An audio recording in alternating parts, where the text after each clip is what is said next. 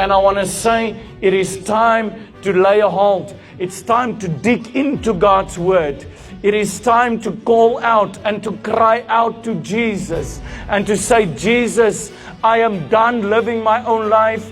I'm done going about my own will and my own wisdom and my own things. I want to know your blueprint. I want to know your plan. I want to know your will for my life. I want you to guide me, to lead me, and to show me the way of truth. And you cannot be disappointed. The Lord says, my people, they shall never be disappointed. My brother, my sister, you might go through difficult times, yes.